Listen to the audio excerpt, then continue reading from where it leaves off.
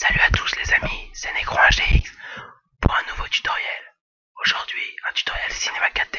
Non allez, arrêtez, je déconne. C'est Necro1GX pour un nouveau tutoriel. Aujourd'hui sur cinéma 4D, comme vous avez pu le voir dans le titre, on va apprendre à créer des grenades plasma. Donc ça faisait pas mal de temps que j'avais pas fait de tuto, là je suis un peu enrhumé, donc excusez-moi pour ma voix un peu étrange. Sinon donc on va voir tout de suite qu'on va créer. Donc ceci, une grenade plasma. Donc en ce moment je suis vraiment basé, enfin j'essaye de tester de nouvelles choses avec la luminescence. J'ai appris à utiliser un nouvel outil, donc je voulais vous le faire partager aussi sur Cinema 4D. Et donc voilà un peu ce qu'on va créer avec les parties en luminescence, donc les parties vertes, enfin vert jaune on va dire, et les parties noires, donc la grenade. Bon là on voit pas super bien parce qu'il n'y a pas une grosse lumière, mais ça rendra mieux je pense quand on le fera ensemble. Donc voilà, on se dirige sur Cinema 4D. Hop là, donc vous ouvrez Cinema 4D, on fait les réglages de rendu, donc pré-réglage. Donc si vous voulez faire une image, vous cliquez sur l'onglet sortie, la petite flèche à côté de pré-réglage, hein, toujours, et dans écran, vous prenez la résolution de votre écran, ou sinon vous le tapez ici en largeur, hauteur. Donc moi je vais faire une petite, comment ça s'appelle, une petite image sympa, donc j'ai essayé de me faire un nouveau fond d'écran, parce que pour changer. Voilà, donc vous mettez la résolution de votre écran, vous laissez image courante, enregistrer. Hop là. Vous passez ça là où il faut. Donc, test grenade plasma. Je rate tout le temps ici quand il faut écrire un truc. Le format PNG. Excusez-moi. Voilà. Donc ça je rappelle c'est vraiment pour l'image hein, le PNG. Sinon vous prenez Film AVI ou QuickTime. Anti-aliasing au mieux. Niveau maximum, on passe de 4x4 à 2x2. Voilà. Ensuite, vous allez sur l'icône du cube et vous créez une sphère. Voilà, tout simplement. On va pas se voiler la face. Hein. Non, je déconne. Donc voilà. Ensuite, votre sphère, vous cliquez sur, enfin, vous appuyez sur la touche C de votre clavier. Donc voilà, pour rendre votre sphère éditable. Donc ce qui va nous permettre d'éditer chaque petit carré, chaque petit segment hein, qu'on voit ici sur la sphère. Donc voilà. On va commencer par créer la première texture. Donc ça, ce sera la texture externe, la texture qui sera autour de notre sphère, la coquille, hein, si vous voulez. Donc, double clic en bas à gauche, oui. Vous allez sur le canal couleur. La couleur, alors je vous conseille un gris presque dans le noir. Hein, je sais pas si vous voyez bien. Presque dans le noir, hein, dans l'angle du noir, mais pas trop. Vous augmentez l'intensité à 150% pour la donner un petit aspect grisâtre. Onglet réflexion, on coche texture Fresnel, intensité du Fresnel 50%, non 75%, pardon, et l'intensité normale à 50%. Voilà, donc ce qui nous donne une réflexion quand même pas mal prononcée, mais après, bon là ce sera dans le noir, mais si après on fait d'autres grenades plasma sur le côté, voir un environnement avec une simulation de lampe, ça peut rendre pas mal parce qu'on peut voir justement l'objet réfléchi dans la grenade. Donc voilà. Ensuite, vous appliquez la matière sur la sphère, hein, donc voilà. Ensuite, on passe au plus grand, on va dire, du tuto, au point fatidique. Vous sélectionnez cet outil ici, donc là le gros qui est tout à gauche, hein, dans la barre où il y a tous les petits outils. Excusez-moi pour le petit bip. Donc ici, là où il y a le carré avec le 3 carrés noirs, enfin 3 carrés vides et un carré orange. Voilà, et là vous pouvez voir quand je survole ma sphère, chaque carré devient blanc et je peux le sélectionner. Donc là on va voir, hop, je l'ai sélectionné. Et voilà, on va pas s'amuser à sélectionner tous les carrés comme ça, parce que si on veut faire des anneaux ou quoi que ce soit, c'est pas super pratique. Vous pouvez, si vous voulez faire des formes ou quoi que ce soit, hein, vous pouvez. D'ailleurs, notez au passage qu'on peut déplacer les objets qu'on a sélectionnés. Donc là, ça fait un peu Pinocchio, etc. Voilà. Mais nous on veut faire des anneaux, donc on va dans tout en haut dans les menus. On va dans le menu sélection et on choisit sélection par anneau. Voilà, ce qui nous permet de sélectionner notre sphère, plusieurs segments de notre sphère, donc par anneau. Par anneau. Oh non, c'est pas grave. Donc voilà, moi je vais faire une grenade à plasma. Voilà, plutôt correct, on va dire. Hop. Donc essayez de faire un truc symétrique, généralement ça marche plutôt bien les trucs symétriques. Voilà, donc je sélectionne en bas. Maintenant je veux sélectionner l'anneau du haut. Je viens de faire une bêtise d'ailleurs, donc je vous montre ce qu'il ne faut pas faire. Une fois que vous avez sélectionné une zone, si vous voulez sélectionner une seconde zone, vous appuyez sur la touche Shift. Et vous la maintenez enfoncée et vous cliquez. Donc comme ça là on peut voir, hop, j'ai les deux parties sélectionnées. Ensuite je vais prendre cet anneau, celui-ci, et voilà, ces deux là. Donc voilà, ouais, hop, ça me paraît correct. Voilà. Ensuite, on crée une nouvelle matière. Donc, double-clic en bas à gauche. Double-clic sur la matière. La couleur, vous mettez la couleur que vous voulez. Donc, je vais mettre un jaune. Non, tiens, je vais mettre un rose. Un fuchsia pour dédicace à Mathieu la pédale. Donc, voilà. C'était une petite dédicace sympa pour Mathieu la pédale. Donc, vous choisissez votre couleur. Vous allez dans luminescence. Vous cochez. Et là vous n'allez pas vous amuser à retranscrire chaque valeur, donc vous repartez dans l'onglet couleur. À côté du petit carré où il y a la couleur, vous faites il y a le mot couleur, vous faites clic droit, copier les valeurs. Vous allez dans l'onglet luminescence, vous faites sur le mot couleur toujours, clic droit, coller les valeurs, tout paramètre. Et voilà. Donc là, on a la même couleur, exactement la même, avec les mêmes pourcentages et quoi que ce soit. Voilà. Donc sur l'onglet luminescence, vous passez l'intensité à 300 voire 400% pour que ça éclaire bien dans la nuit. Et voilà, ensuite vous fermez. Donc je vous laisse revoir. Donc, intensité à 400, 350, allez, on est des ouf. Non, 400, on est des ouf. Voilà, la même couleur de chaque côté.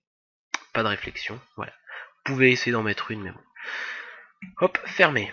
Ensuite, vous faites clic droit sur la matière que vous venez de créer et que l'on vient de modifier et vous cliquez sur appliquer. Donc ça applique la matière rose sur notre sélection.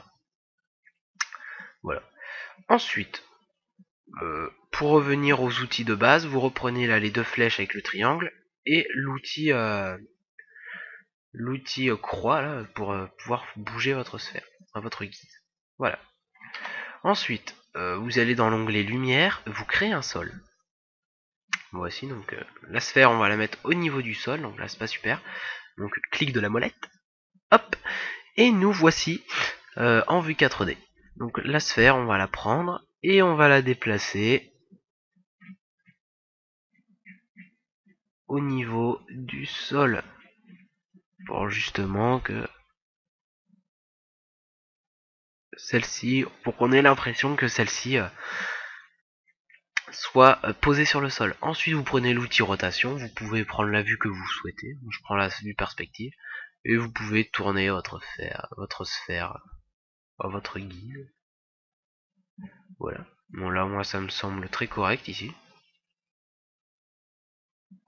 Je vais replacer mieux ma sphère.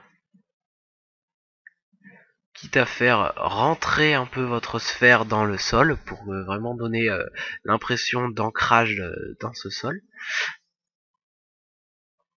Voilà. Donc après, moi je fais ça un peu à la va-vite, mais excusez-moi, je suis enrhumé. Vous pouvez faire ça mieux en prenant votre temps. Donc voilà. Ensuite, on fait un petit pré-rendu pour regarder ce que ça donne. Vous pouvez constater que c'est très moche. On est tous d'accord. C'est parce que on a oublié un réglage. C'était fait exprès, hein, donc on va dans les réglages de rendu. Et le petit bouton est fait. On coche, on clique et on clique sur illumination globale. Voilà. Et là maintenant, regardons ce que ça donne quand je fais un rendu. Donc on voit déjà que là ça se crée et voilà, on a notre grenade à plasma. Donc effet réussi. Ça met un petit peu plus de temps à charger, c'est normal, c'est ce que ça génère la lumière, machin, avec les ombres, et voilà, ça rend plutôt pas mal. Hein. Après, vous pouvez réduire un petit peu la puissance de la luminescence selon la couleur que vous avez sélectionnée. Donc voilà, là ça me paraît correct. Hein. Moi je trouve ça plutôt pas mal. Après, vous pouvez faire un environnement avec des autres objets, machin chouette, et tout, quoi que ce soit, mais bon, après, vous n'êtes pas forcément obligé. Ensuite, on va pas s'arrêter là, parce qu'on est des fous, comme je vous le dis. On prend la sphère, on fait clic droit, non, on fait CTRL-C, CTRL-V, et voilà, on déplace la sphère, hop, on prend l'outil rotation, on en fait une autre, et là, on crée une nouvelle texture, hein. Donc là, je fais ça un peu pour vous montrer toutes les couleurs possibles. Se faire un petit jaune sympa, copier les valeurs, luminescence, coller les valeurs, tout paramètre. Ça vous permet un peu de réviser aussi.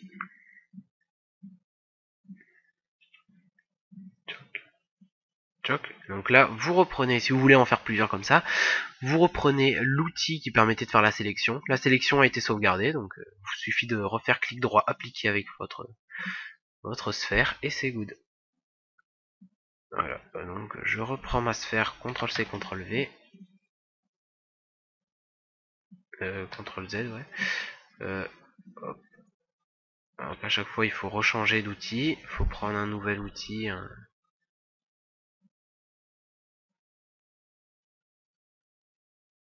Voilà, hop. Hop là. Je crée un nouveau matériau. Alors le matériau, la couleur, on va faire du bleu. Et après, je pense que ce sera bon, parce que après vous voyez un peu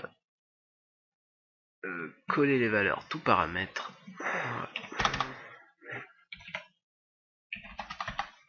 Oulalala.